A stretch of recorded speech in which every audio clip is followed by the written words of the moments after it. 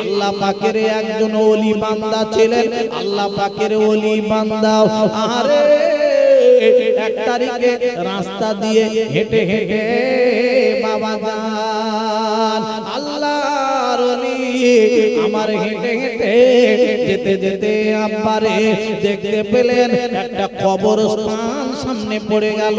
ওই কবরস্থানের পাশ দিয়ে যখনই যেতে লাগলেন বাবা আল্লাহর ওলি আমার দেখতে লাগলেন ওই কবরস্থানেতে বাবা আযাব বাবা তখন চলছে।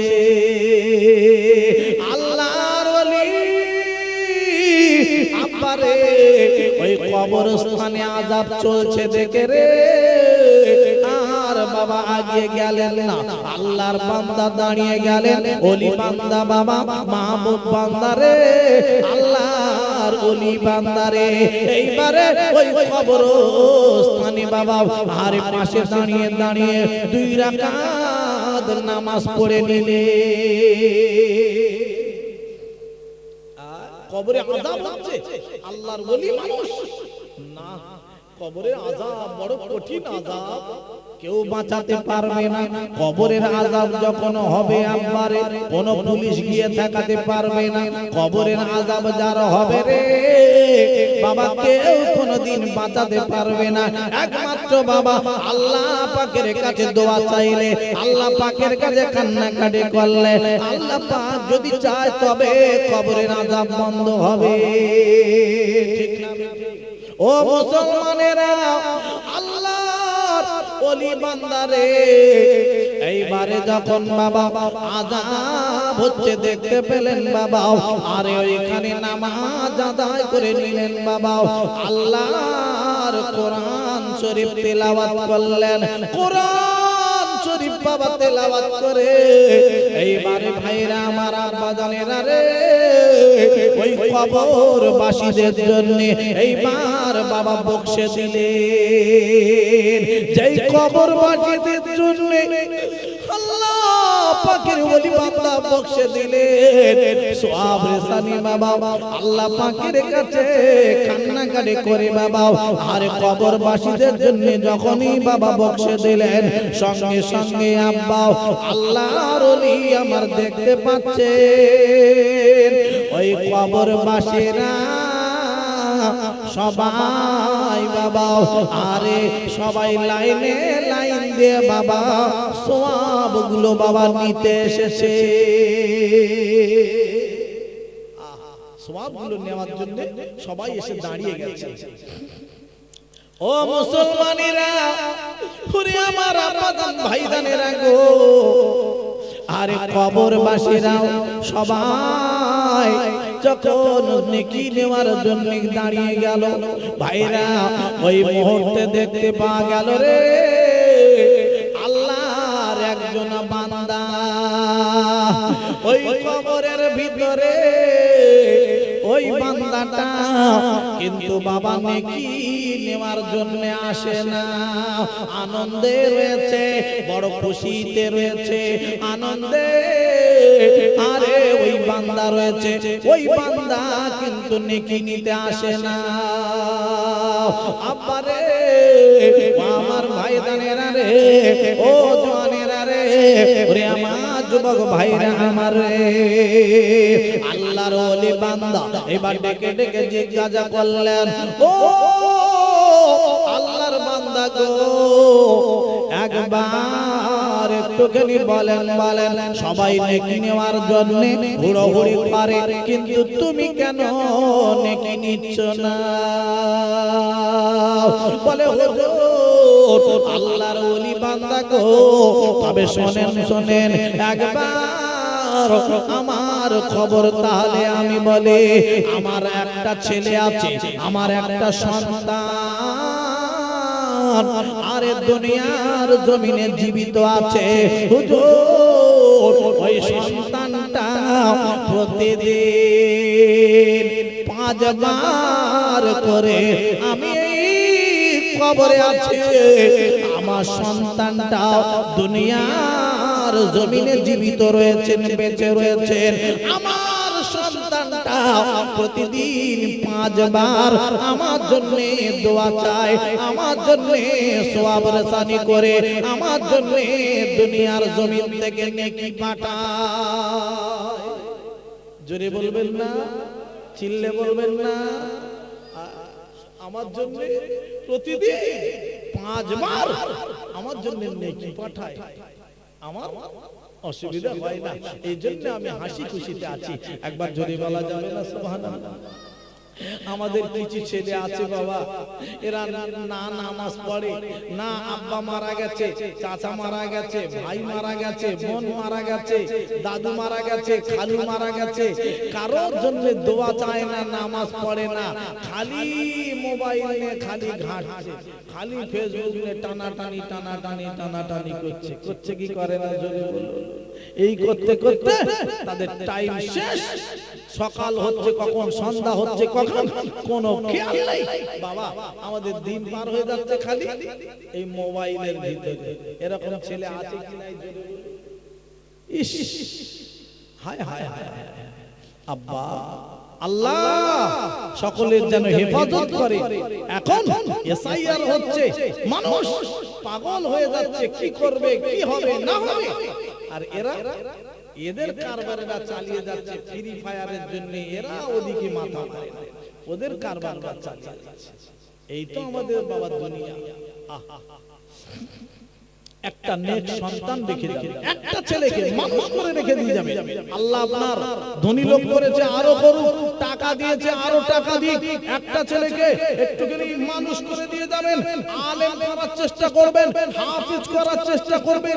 যদি না পারেন কমসে কম 5 ওয়াক্ত নামাজি বানিয়ে রেখে দিয়ে যাবেন।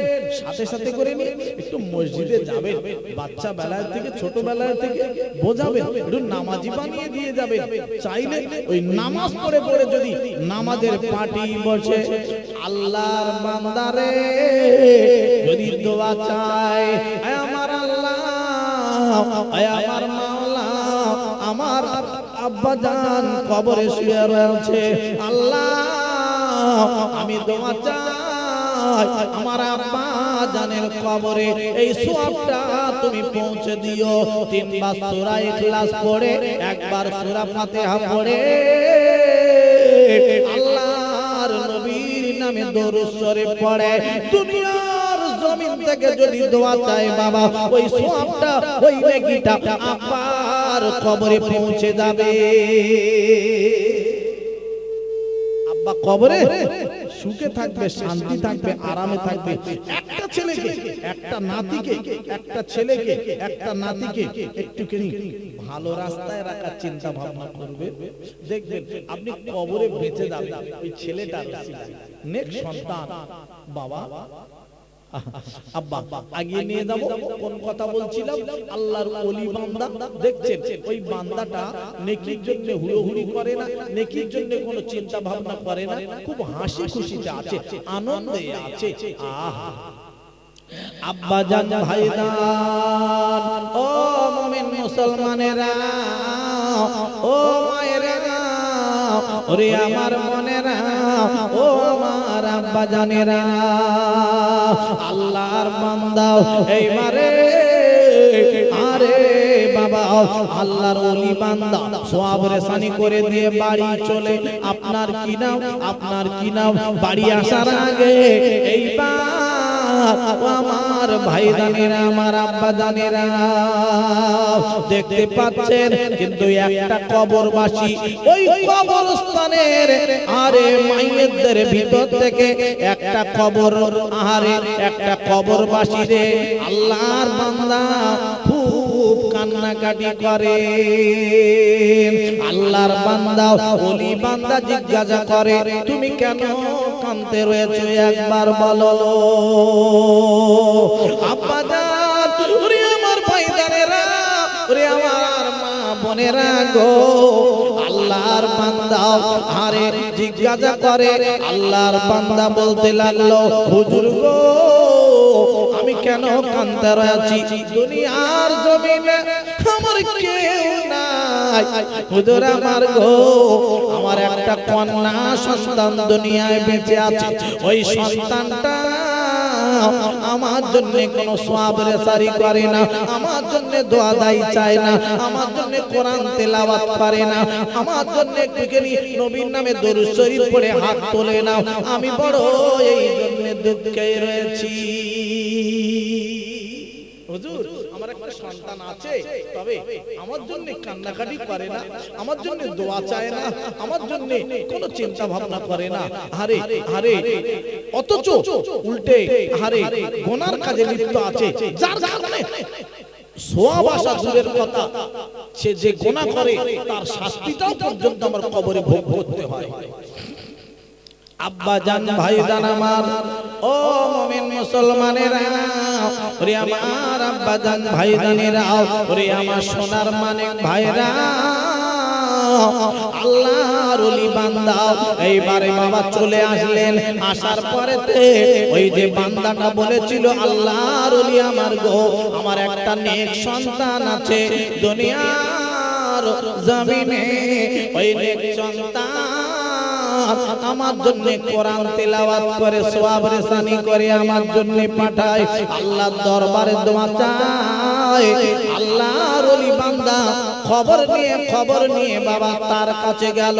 সত্যি সত্যি দেখে ওই ছেলেটি আরে একটা দোকান আছে, ওই দোকানদারি করে রে, দোকানদারি করে, কিন্তু ভিড় ভাট্টা যখন কমে গেল, ভিড় কমে যাওয়ার পরে আল্লাহর বান্দা ওই ছেলেটি আল্লাহর কোরআন শরীফ খানা এইবার আরে আল্লাহর কোরআন খানা হাতে করে নিয়ে কোরআন শরীফ তেলাওয়াত করা শুরু করে দিল। কোরআন শরীফ তেলাওয়াত করার পরে আপারে আরে হাত দুইখানা আল্লাহর দরবারে তুলেছে, হাত দুইখানা আল্লাহর দরবারে তুলে কাঁদে আর বলে, ওরে আমার মাওলা মাবুদ আল্লাহ গো, আমি তোমার দরবারে দোয়া চাই, আমার আব্বা জান কবরে রয়েছে গো আল্লাহ, ও আল্লাহ আমি দুনিয়ার জমিনে আমি কিছুই করতে পারে না, আমার আব্বা জানের জন্য আল্লাহ আমি একটুখানি দোয়া চাই মাওলা মাবুদ আল্লাহ গো, আমি দুনিয়ার জমিন থেকে আপনার কোরআন খানা তেলাওয়াত করে আল্লাহ নবীর নামে দরুদ পড়ে হাত দুইখানা তুলে বলে, আল্লাহ এর সওয়াবটা আমার আব্বার কবরে পৌঁছে দিও। আমার ছেলেটা ওই যে দোয়া করে আল্লাহর ওলি বলে শুনেছিলেন, আল্লাহর ওলি প্রমাণ পেয়ে গেল বাবা, ওই ছেলেটির জন্য সত্যি সত্যি ওই মানুষটি কবরে আনন্দে রয়েছে। অনেকদিন হয়ে গেছে, আল্লাহর ওলি আবার একদিন ওই কবরস্থানের পাশ দিয়ে যাচ্ছেন, গিয়ে যেতে যেতে দেখলেন সত্যি এই কবরটা একটু আযাব হচ্ছিল, আবার আজকের একটুখানি সওয়াব রেসানি করি, ওই কবরের ধারে গিয়ে দাঁড়িয়ে দাঁড়িয়ে একটুখানি কোরআন শরীফ তেলাওয়াত করে আর সওয়াব রেসানি করে এবার কাজ করে আবার শুরু করে দিয়েছে। সত্যিকারের কবরস্থানে আবার সেই মাইয়ত মুর্দাদের সঙ্গে আবার দেখা, মুর্দারা ওই মাইয়তগুলো সবাই নেকির জন্য ছুটে ছুটে আসছে। ওই যে বান্দাটা আগের বারে আনন্দে ছিল রে, আল্লাহর বান্দা আর কিন্তু বাবা আনন্দে নাই, ওই বান্দাটা তাড়াতাড়ি করে নেকি নেওয়ার জন্য আগে আসে রে, সবার আগে এসে বাবা দাঁড়িয়ে রয়েছে। ওলি বান্দা বাবা এইবার ডেকে জিজ্ঞাসা করতে লাগলো, ও আল্লাহর বান্দা একবার বলো, তুমি আগের বারে নেকি নেওয়ার জন্য দৌড়াদৌড়ি করলে না, আজকের কেন নেকি নেওয়ার জন্য চলে এলে? বলে হুজুর বড় দুঃখের কথা হুজুর আমার গো, আমার যে ছেলেটি আমার জন্য প্রতিদিন কোরআন তেলাওয়াত করে নামাজ পড়ে দোয়া চাইতো, হুজুর গো আজকের দিনেতে ওই ছেলেটি আর কিন্তু দুনিয়ার জমিনে বেঁচে নাই, হুজুর গো যার কারণে এ আমার জন্য সওয়াব রেসানি করবে, কে আমার জন্য কোরআন তেলাওয়াত করবে। হুজুর গো, যার কারণে আমার কবরের ধারে আমি হারে তাড়াতাড়ি করে এলাম আমি নেকি নেওয়ার জন্য।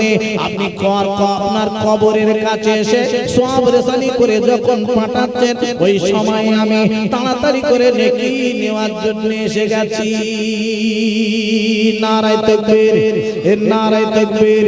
ও মুসলমানেরা আমার গো, আমার বক্তব্য একটা জায়গায় একটা ভালো কাজ করে যাবে, হয় ভালো ছেলে একটা রেখে যাবে, না একটা রাস্তার ধারে টিউবওয়েল করে দিয়ে যাবে, না একটা বাবা মানুষের সুবিধার জন্য বাবা এমন একটা কাজ করে রেখে দিয়ে যাবে, হয় একটা শান বানিয়ে দিয়ে যাবেন বাবা। তাহারে এই কাজগুলো যদি করে যেতে পারেন, আব্বারে আপনি যতদিন ওই কলের পানি সবাই খাবে, ওই টিউবওয়েলের পানি সবাই নিয়ে যাবে, আব্বারে প্রতিটা এক ঢোক করে পানি খাবে, আর প্রতিটা পানি খাওয়ার সাথে সাথে এক ঢোক করে পানি খাবে, 10টা করে নেকি আমার আল্লাহ আপনার নামায়ে আমলে দান করে দেবে। ভালো কাজ করে যেতে হবে, ভালো কাজ যদি করে রেখে দিয়ে যেতে পারে আপনার কোনো চিন্তা হবে না। আর ভালো কাজ যদি না করে দেন তবে বাবা কপালে খুব কষ্ট। কবরে আযাব থেকে বাঁচতে গেলে একটু আমল করে যেতে হবে, ভালো কিছু করে যেতে হবে দুনিয়ায়, তবে কবরে আযাব থেকে বাঁচতে পারবেন। ঠিক না বেঠিক? এই বাবা একটা আমলের কথা বলে রেখে দিয়ে যায়, আব্বারে আমার ভাইদানেরা, আল্লাহর নবীর একটা আল্লাহ পাকের নবী হযরত আলী রাদিয়াল্লাহু তাআলা আমার বিশ্ব নবীর জামাই গো, এক তারিখে হেঁটে হেঁটে যাচ্ছিলেন, আব্বারে আমার নবী মসজিদে বসে আছেন, আমার নবীর সামনে যখন গিয়ে চলে গেলেন বাবা, আল্লাহর নবী ডেকে ডেকে বলতে লাগলেন, বাবা আলী আমি তোমার একটা ভালো আমলের কথা কি তোমাকে বলবো না? ও বাবা আলী আমি বিশ্ব নবী তোমাকে বলি, আর প্রতিদিন তুমি ঘুমানোর আগেতে আর বিছানায় ঘুমিয়ে যাওয়ার আগে তুমি প্রতিদিন 4000 টাকা আল্লাহর রাস্তায় দান করে তারপরে ঘুমাবে। কত হাজার টাকা দান করে ঘুমাতে বলছেন নবীজি? একটু কথা বলুন। 4000 টাকা। ও পানাপুকুরের গ্রামবাসীরা, কত মানুষ আছে 200 টাকার বেশি ইনকাম করতে পারে না, এমন মানুষ আছে কি নাই জোরে বলুন। আমার বিশ্ব নবীর জামাই গো হযরতে আলী দাঁড়িয়ে গেল, ইয়া রাসূলুল্লাহ আল্লাহ নবীজি গো আমার সংসারের খবর আপনি সবই জানেন, নবী গো আমি কেমন করে 4000 টাকা আল্লাহর রাস্তায় প্রতিদিন দান করব? আমার বিশ্ব নবী বলেন, ও আমার সাবি একবার শোনো, বাবা আলী তুমি শুনে নাও, জেনে নাও, আমি নবী বলি প্রতিদিন তুমি কোরআন শরীফের সূরা ফাতিহাটা 4 বার করে তুমি পড়ে নেবে, আল্লাহর রাস্তায় 4000 টাকা দান করা সব আমার আল্লাহ তোমার নামায়ে আমলে দান করে দেবে। জোরে বলো, চিল্লা বলো। কবার পড়বো সূরা ফাতিহা বাবা? 4 বার। 4 বার সূরা ফাতিহা আলহামদুলিল্লাহি রাব্বিল আলামিন, যেটা আমরা নামাজে প্রতি নামাজে প্রথমে এটা আমাদের পড়তে হয়। ঠিক না বেঠিক? এই সূরা ফাতিহাটা 4 বার করে পড়ে ঘুমাবো, 4000 টাকা আল্লাহর রাস্তায় দান করা সওয়াব পেয়ে যাব। আর একবার জোরে বলুন না সুবহানাল্লাহ। একটা জিনিস আমরা আমল করব তো সকলে বলি ইনশাআল্লাহ। আমরা মাহফিলে এসেছি কিছু নিয়ে বাড়ি যাব, কিছু নিয়ে বাড়ি যাব, আমল করার চেষ্টা করব। কবরে ভালো থাকবেন, হাসরের মাঠে ভালো থাকবেন, আল্লাহ জান্নাতে যাওয়া সহজ হয়ে যাবে। আর একবার জোরে বলুন না সুবহানাল্লাহ। একবার দরুদ আল্লাহুম্মা সাল্লি আলা সাইয়্যিদিনা মাওলানা মুহাম্মদ ও আলা আলি সাইয়্যিদিনা।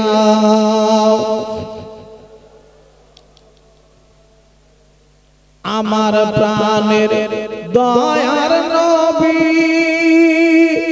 দাও না কেন দেখা,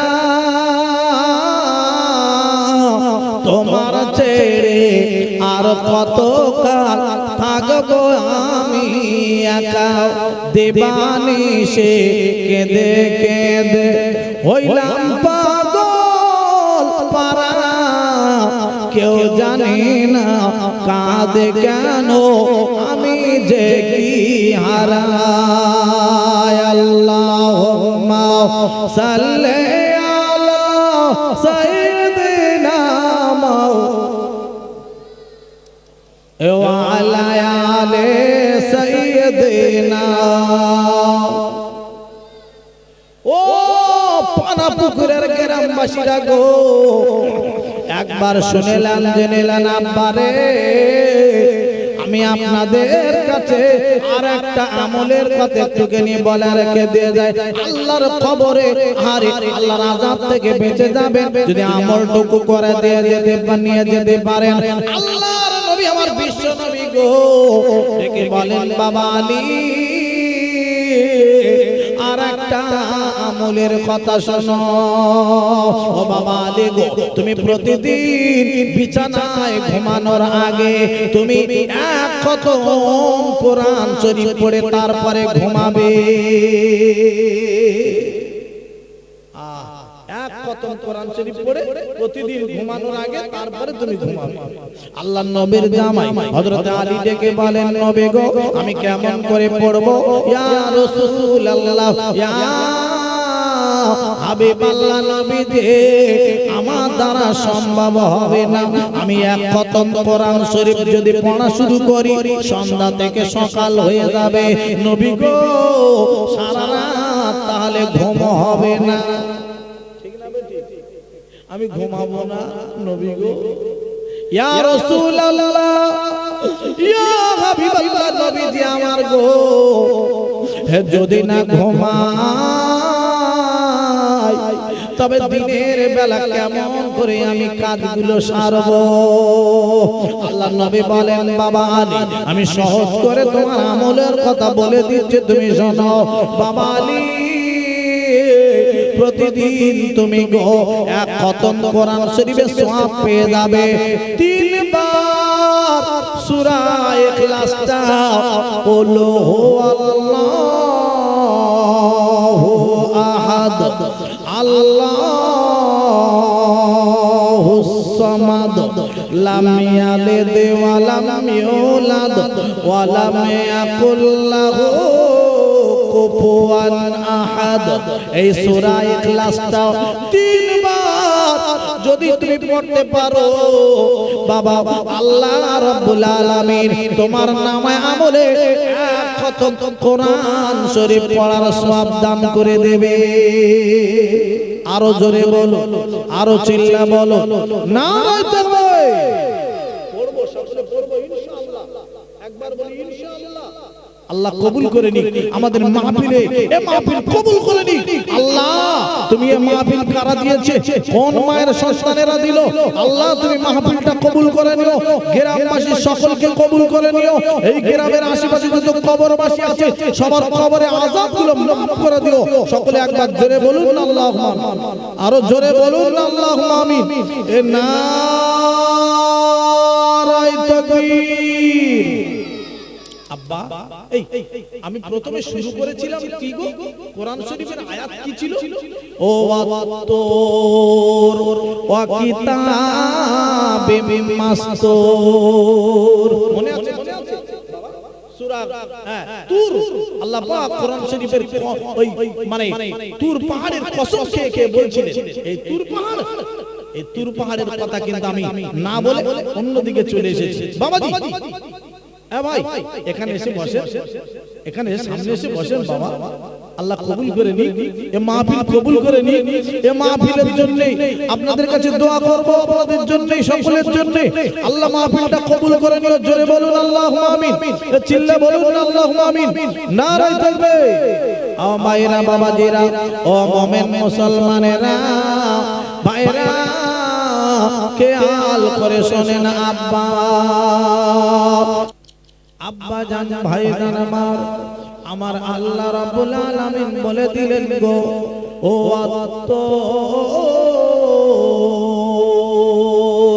তোর পাহাড়ের কসমকে আমার আল্লাহ রাব্বুল আলামিন বললেন গো তারপর বলছে আত্তরে ওয়া কিতাবে মাসতুর এবং আল্লাহ পাক তারপরে বলছেন কিতাবের কসম খেয়ে বলছি একবার তুর পাহাড়ের কসম খেলেন দ্বিতীয় নম্বর কিতাবের কসম খেলেন কিতাবিম মানসুর রাকিম মানসুর ওয়াল বাইত কিতাবিম মাসতুর রাকিম মানসুর ওয়াল বাইতিল মা'মুর তিন নম্বরে বলছেন বাবা ওয়াল বাইতিল মা'মুর এই বাবা বাইতুল মামুর কোনটা বলে বাইতুল মামুর আব্বা জান ভাইজান আমার ও মুমিন মুসলমানেরা আমার গো পৃথিবীর জমিনে এটা নয়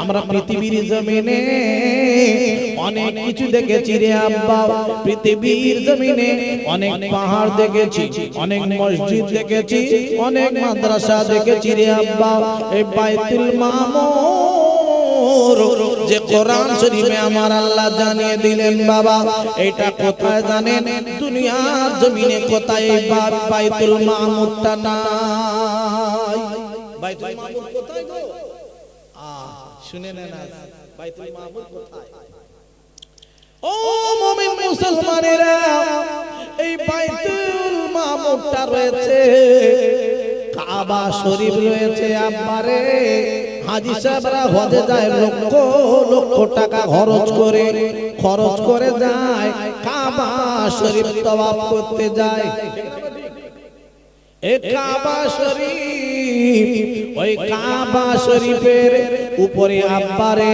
কাবা শরীফের সোজাসুজি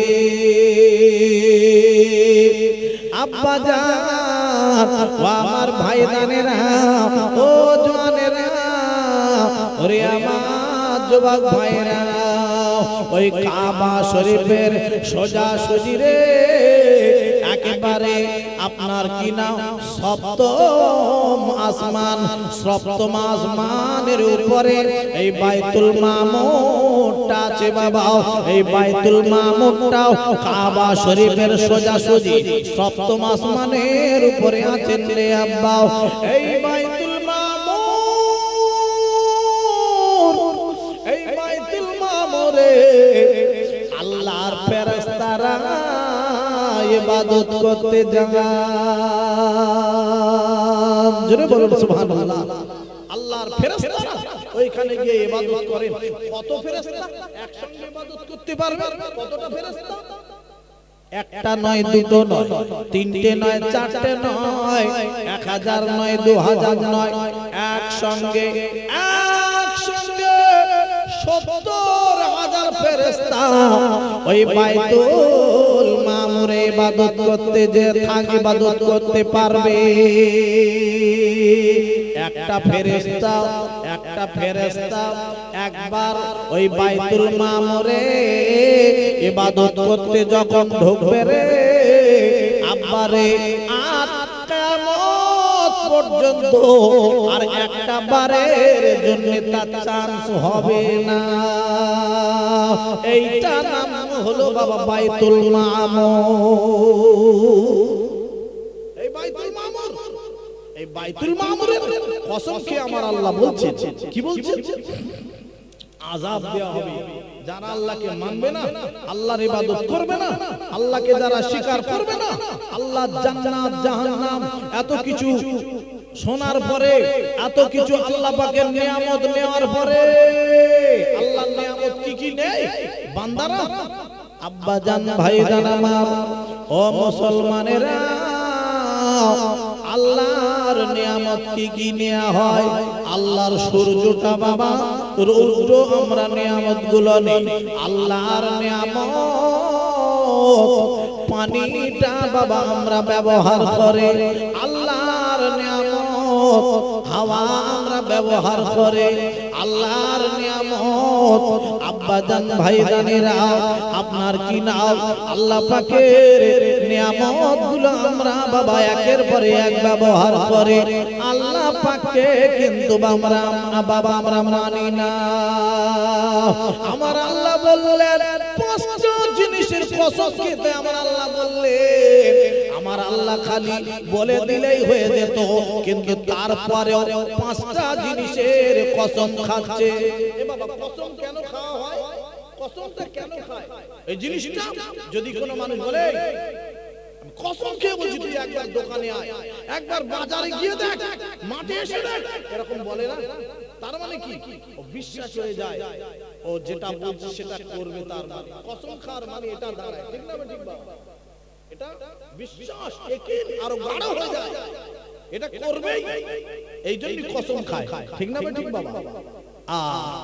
আব্বা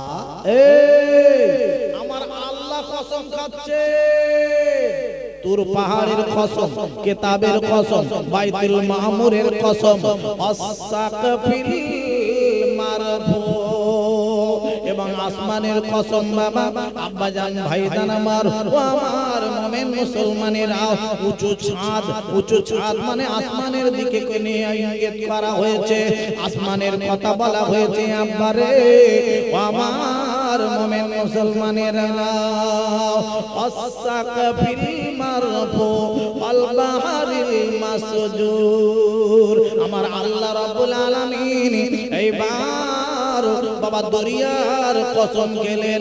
পাঁচটা জিনিসের কসম খেয়ে আমার আল্লাহ বলছেন, ইন্না আযাবা রাব্বিকা লাওয়াকি, ইন্না অবশ্যই আযাবা রাব্বিকা আমার আল্লাহ পাকের তরফ থেকে শাস্তি অবতীর্ণ হবে।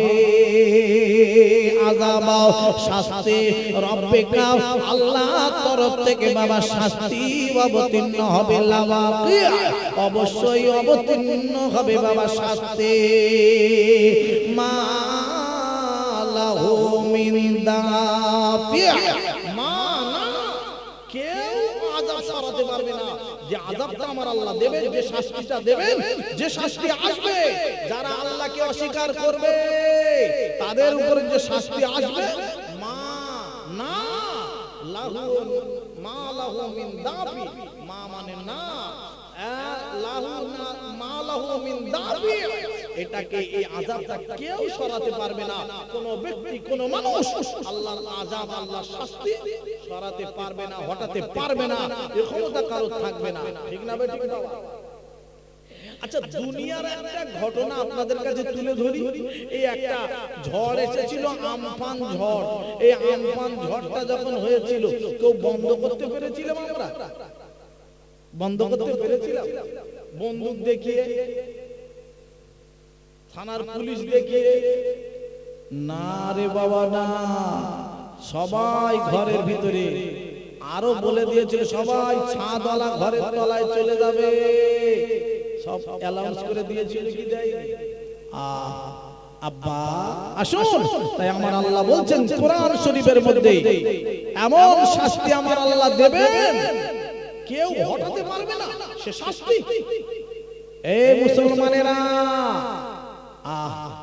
আব্বা জান ভাই জানেরা, ও মুসলমানেরা, ও জওয়ানেরা, ওরে আমার যুবক ভাইরা, শুনে গান জেনে জানা আব্বা, আল্লাহর কবরের আযাবের দিকে ভয় করুন, আল্লাহর শাস্তির দিকে ভয় করুন। আল্লাহ পাকের বান্দা বান্দিরা রে, কবরের আযাব কঠিন আযাব বাবা। এই আযাব থেকে যদি বাঁচতে চান, এই শাস্তি থেকে যদি বাঁচতে চান ভাইরা রে, ও মুসলমানেরা, তবে শুনুন শুনুন আব্বারে, আল্লাহর ইবাদত করে যান, আল্লাহর ইবাদত করে যান বাবা। ঠিক মতন মেনে চলুন, ঈমান আমল ঠিক রাখুন বাবা, তবেই বাবা আল্লাহর কবরের আযাব থেকে বাঁচতে পারবে।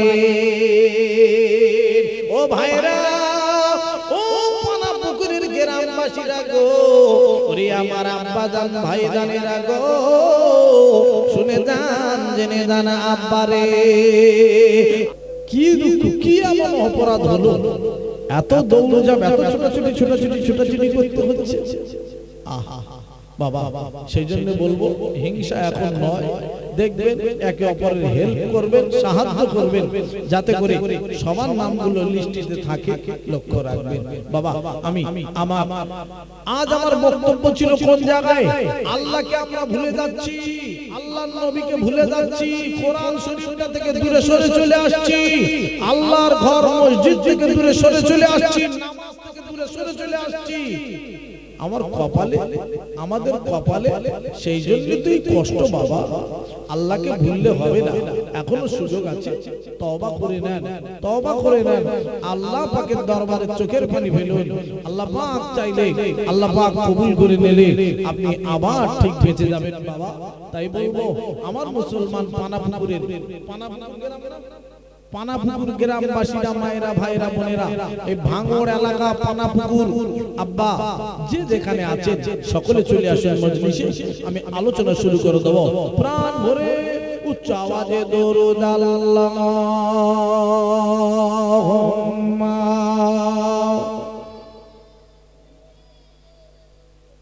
এ মাওলানা মুহাম্মদ ও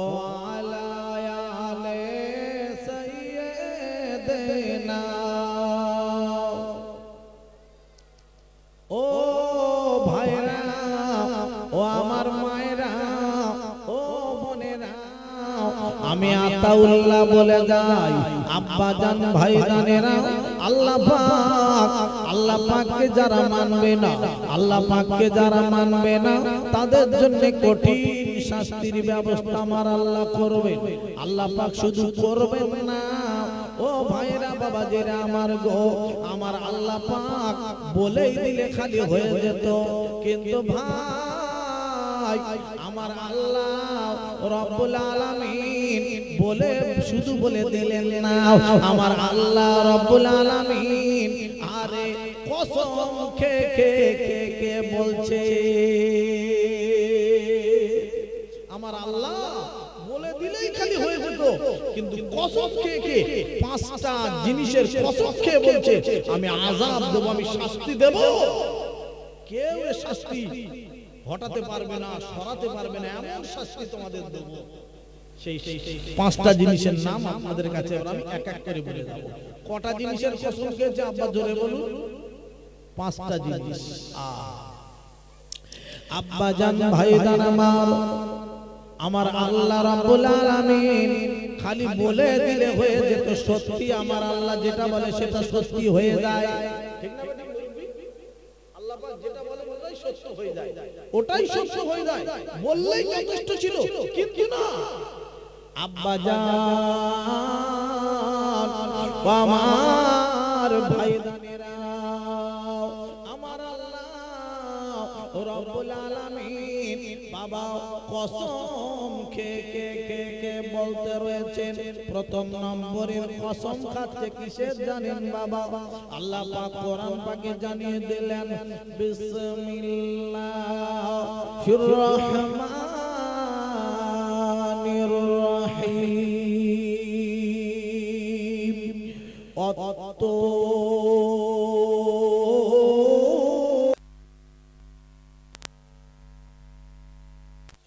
আল্লাহু আকবার, জোরে বলুন না আল্লাহু আকবার, আওয়াজ বাড়িয়ে বলুন না আল্লাহু আকবার। আল্লাহ পাক বললেন অত,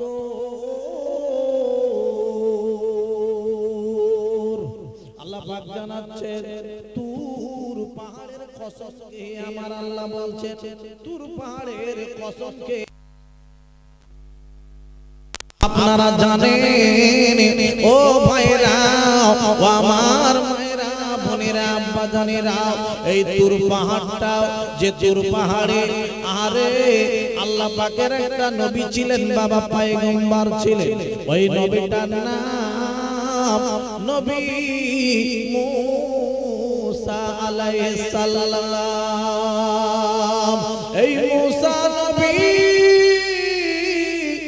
তুর পাহাড়ে গিয়েছিলেন আল্লাহর সঙ্গে কথা বলবো বলে, আল্লাহর সঙ্গে কথা বলবো বলে তুর পাহাড়ে মুসা নবী আমার গিয়েছিলেন। বাবা ওই তুর পাহাড়ের কসম খেয়ে আমার আল্লাহ বলছেন, ও আত্মর, আর একবার জোরে জোরে বলুন না আল্লাহু আকবার। তুর পাহাড়ের কসম খেয়ে বলছেন, কি বলছেন আল্লাহ? একটু আগে আসেন না বাবা, এই আগে আসেন না বাবা, অনেকটা দূরত্ব হয়ে যাচ্ছে, ফাঁকা জায়গা থেকে ঘুরে না যে কজন আছে, এই একটু আগে আসেন, আগে আসেন। মাশাআল্লাহ, একটু পরিবেশ তৈরি কেমন লাগছে একটু, হ্যাঁ একটু একটু আর আগে ভালো লাগবে, কি সুন্দর লাগে দেখে মাশাআল্লাহ বাবা। হ্যাঁ আল্লাহ কবুল করে নেবে এ মাহফিল। এই বাবা দুনিয়ার জমিনে মানুষের কাছে হয়তো বুঝে মাহফিলের আয়োজন করেছে, ও কোরআন শরীফের মাহফিলের আয়োজন, হ্যাঁ আমরা প্রায় শুনে থাকি, আজকের না গেলে হবে। দুনিয়ার মানুষের কাছে হয়তো কম জরি হতে পারে, আল্লাহ পাকের দরবারে কিন্তু এর অনেক দাম, অনেক দাম, অনেক দাম, ঠিক না ঠিক বাবা? কেন? কোরআন শরীফ নিয়ে আলোচনা হবে মাহফিল, আল্লাহর কোরআন থেকে আমি আলোচনা করব। দেখেন যে কোরআন শরীফ পৃথিবীর শ্রেষ্ঠ কিতাব, সেই কোরআন শরীফ থেকে আমি আলোচনা করব আপনাদের কাছে। একটা হরফ যার পড়লে 10টা নেকি পাওয়া যাবে, আমি পড়ব, আল্লাহ আমার নামে আমলে নেকি দান করবেন, আপনারা শুনবেন, আপনাদের নামে আমলে আমার আল্লাহ সওয়াব দেবেন, নেকি দেবেন। একটা নেকির জন্য মানুষ জাহান্নামে চলে যাবে, কিন্তু আব্বা আজ এই মাহফিলে বসে বসে কোরআন শরীফের আয়াত শুনবেন, আল্লাহ পাক নেকি দান করবেন, আল্লাহ পাক সওয়াব দেবেন। এই সওয়াব নিয়ে আল্লাহ পাক, আল্লাহ পাকের বান্দারা সওয়াব নিয়ে বাড়ি যাবেন, নেকি নিয়ে বাড়ি যাবেন। নেককার বান্দাদের দলভুক্ত হয়ে যান, আল্লাহ পাক এটাই বড় পছন্দ করেন। যারা নেককার বান্দা তাদের জন্য আমার আল্লাহ জান্নাত রেখে দিয়েছে। একবার জোরে বলুন না সুবহানাল্লাহ।